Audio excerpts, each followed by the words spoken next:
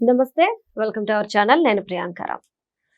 తిరుమల తిరుపతి దేవస్థాన ప్రసాదానికి సంబంధించి కల్తీ నెయ్యి వ్యవహారం, ఈ కేసు ఒక కొలిక్కి రాబోతుందా, కేసు క్లోజ్ అయిపోతుందా అనే అనుమానాలు వ్యక్తమవుతున్నాయి. మరి ఎందుకు అంటే సెకండ్ ఛార్జ్ షీట్ కూడా ఫైల్ చేయబోతున్నారు. మరి ఈ నేపథ్యంలో అసలు దోషులు ఎవరు, ఏం తెలిసింది ఇన్వెస్టిగేషన్ టీం అనేది తెలుసుకుందాం.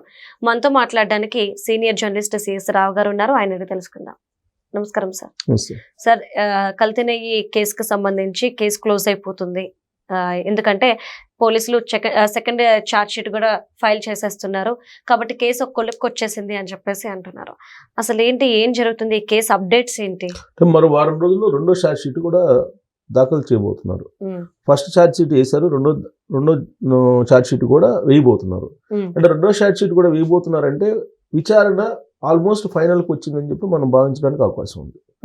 గత 4 రోజుల నుంచి సుబ్రహ్మణ్యం అనే అతన్ని పర్చేసింగ్ డిపార్ట్మెంట్ జిఎంగా చేశారు, జనరల్ మేనేజర్గా చేసి రిటైర్ అయినట్టు సుబ్రహ్మణ్యాన్ని, అలాగే అజయ్ కుమార్ సుగంధ్ సంబంధించినటువంటి ఢిల్లీ అతను, సుగంధ రసాయనాలు అలాగే ఫ్రాగ్రెన్స్కి సంబంధించిన కంపెనీ అతనిది అజయ్ కుమార్, అతన్ని వీళ్ళిద్దరిని 4 రోజుల నుంచి విచారించారు.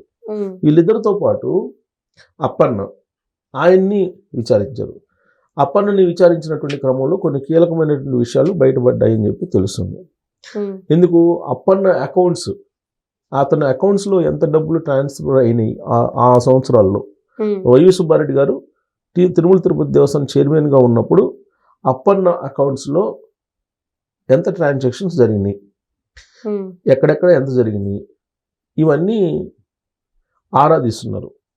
అయితే అప్పుడు ఫోను సంబంధించినటువంటి ఆ రోజు ఆయన వాడినటువంటి ఫోను, ఆయన ఫోన్కి సంబంధించినటువంటి లావాదేవీలు ఇవి ఏవైతే ఉన్నాయో అవి కాల్ డేటా కోసం పోలీసులు విచారణాధికారులు ప్రయత్నం చేస్తున్నారు. అయితే ఆ ఫోన్ మార్చేశాడు అపన్న.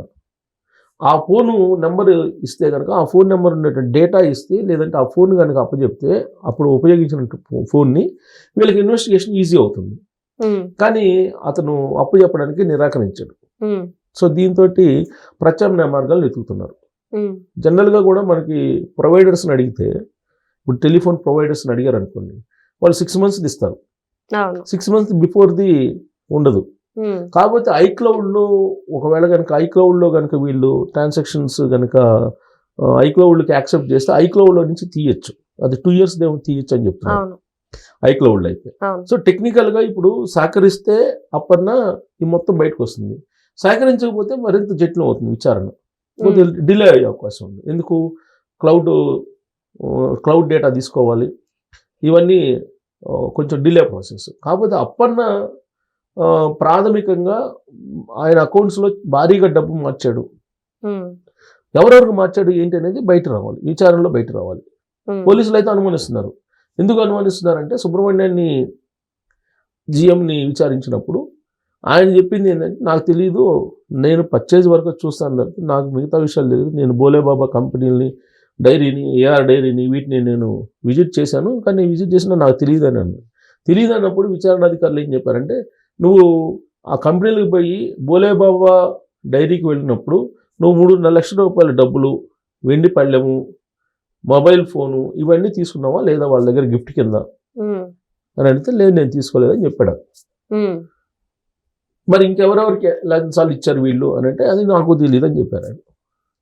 సో 4 రోజుల పాటు ఆయన్ని విచారించారు, అజయ్ కుమార్ని విచారించారు. వాళ్ళ దగ్గర నుంచి సమాచారం అలాగే వాళ్ళు ఇచ్చినటువంటి వాంగ్మూలాన్ని తీసుకున్నారు. ఇక్కడ అప్పన్నది కీలకంగా ఉంది. ఈ అప్పన్నది కీలకంగా ఎందుకు ఉందనంటే, ఈ మధ్యకాలంలో ధర్మారెడ్డి గారిని వాళ్ళు విచారించినప్పుడు కూడా పై వాళ్ళ ఒత్తిడి అని చెప్పారు. అవును.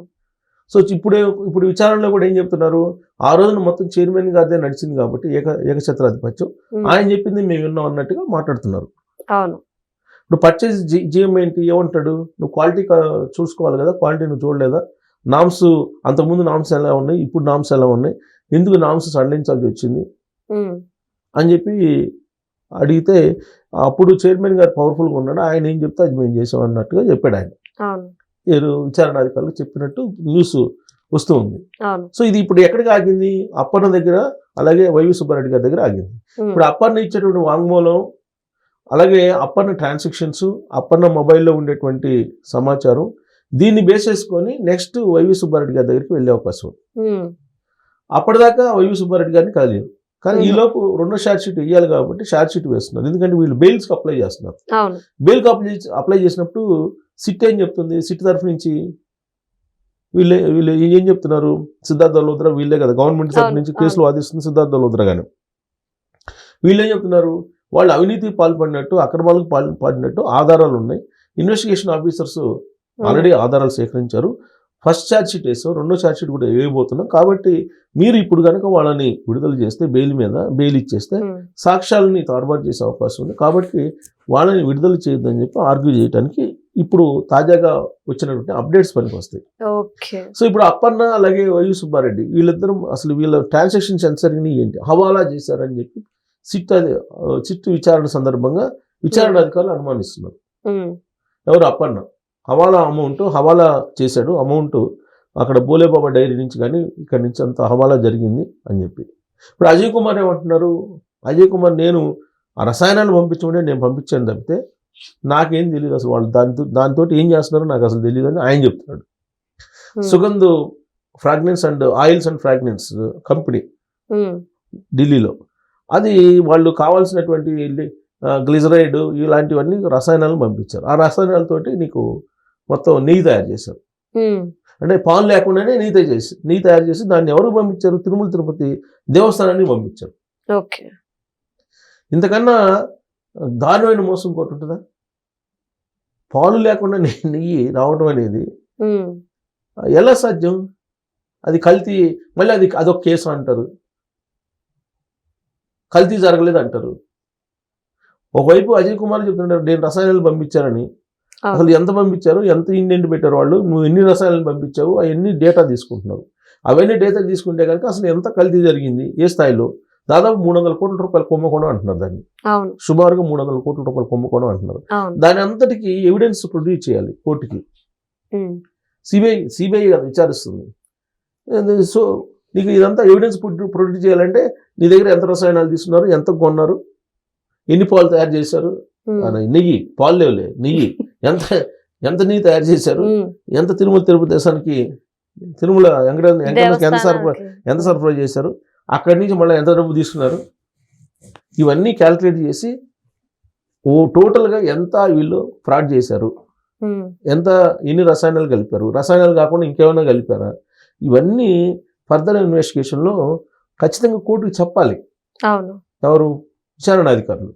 అందుకని ఇప్పుడు అప్పన్న నోరు తెరిస్తే మొత్తం లావాదేవీలకు సంబంధించిన మొత్తం బయటకు వస్తుంది.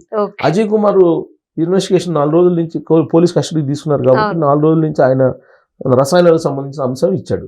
సుబ్రహ్మణ్యం ఆల్రెడీ చెప్పారు కొంత సమాచారం. ఇప్పుడు చెప్పాల్సింది, నోరు తెరవాల్సింది ఎవరు, అప్పన్న.